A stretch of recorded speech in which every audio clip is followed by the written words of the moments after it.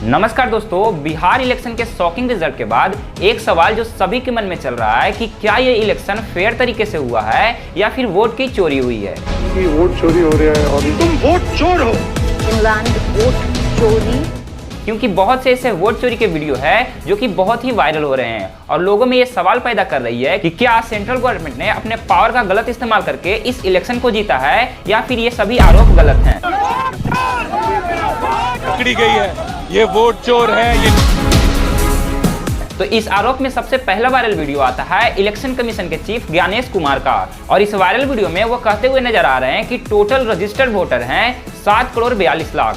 मतदाताओं की संख्या लगभग 7.42 करोड़ है और जिसने वोट किया है उनकी संख्या है 7 करोड़ 45 लाख, यानी कि 3 लाख वोटर की संख्या यहाँ पे बढ़ती हुई नजर आ रही है। और दूसरा वायरल वीडियो है जिसमें कि वीवीपैट पेपर्स खुलेआम सड़कों पे मिल रहे हैं, जो कि एक फेयर इलेक्शन पर बहुत ही बड़ा सवाल है। और दोस्तों एक और मुद्दा है जो कि अभी बिहार में बहुत ही चर्चा में है, और वो है कि नीतीश कुमार ने इलेक्शन से ठीक पहले जीविका योजना के तहत महिलाओं में 10-10 हजार रुपए बांटे, जो कि एक गलत तरीका हो सकता है वोट लाने का। और दोस्तों आज हम इन सभी मुद्दों को डिटेल में समझेंगे और देखेंगे कि क्या सच्चाई है। तो चलिए हम सबसे पहले मुद्दे से स्टार्ट करते हैं। तो इस वायरल वीडियो में ज्ञानेश कुमार अपने कॉन्फ्रेंस के दौरान कहते हुए नजर आ रहे हैं कि लगभग 7 करोड़ 42 लाख वोटर की संख्या रजिस्टर्ड है और टोटल लोगों ने जो वोट किए हैं उनकी संख्या है 7 करोड़ 45 लाख, यानी कि लोगों में यह सवाल पैदा करती है कि 3 लाख अतिरिक्त वोटर कहां से आए। लेकिन अगर आप इसे समझना चाहते हैं तो आपको पता ही होगा कि बिहार इलेक्शन से पहले SIR हुआ था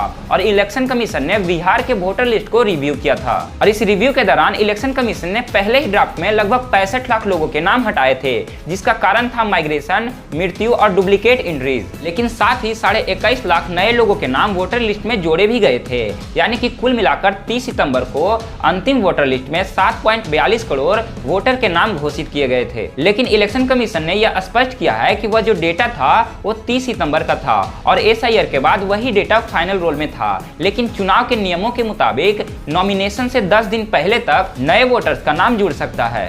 नाम अगर छूट गया हो तो वो नॉमिनेशन के 10 दिन पहले तक जुड़वा सकता है। और इसी दौरान 3 लाख अतिरिक्त वोटर्स का वोटर लिस्ट में नाम ऐड किया गया और जो डेटा 7.42 पे था वो 7 करोड़ 45 लाख पे पहुंच गया। तो इस मामले में तो हम इलेक्शन कमीशन पर कोई आरोप नहीं लगा सकते हैं कि उन्होंने वोट में गड़बड़ी की है। लेकिन इलेक्शन कमीशन पर दूसरा आरोप है ये वीडियो, जिसमें कि समस्तीपुर और सिवान जैसे कई जगहों पर वीवीपैट पेपर को सड़कों पे देखा जा रहा है और लोग यहाँ पे वीडियो बना रहे हैं और उसे इकट्ठा करते हुए नजर आ रहे हैं, जो कि वोट चोरी के संदेश को बढ़ावा दे रही है। विपक्ष के नेताओं का इलेक्शन कमीशन पर यह बड़ा सवाल है कि अगर ये पर्चियां इसे बाहर फेंकी जा सकती है तो EVM के साथ छेड़छाड़ करना मामूली बात होगी। लेकिन इलेक्शन कमीशन और अधिकारियों का इस पे जवाब आया है और उनका कहना है कि ये पर्चियां जो आपको सड़क पे दिख रही है ये मॉक पोल की पर्चियां हैं, ना कि असली वोटिंग के पर्चे हैं, और इन मॉक पोल वाली पर्चियों का असली वोटिंग पर कोई असर नहीं होता है। लेकिन विपक्ष के नेताओं का कहना है कि अगर ये पर्चियां मॉक पोल की भी है तो उसे सुरक्षित नष्ट किया जाना चाहिए, ना कि इसे सड़कों पर या कचरे के ढेर में फेंका जाना चाहिए। और इसमें जो तीसरा मुद्दा है वो है इलेक्शन से ठीक पहले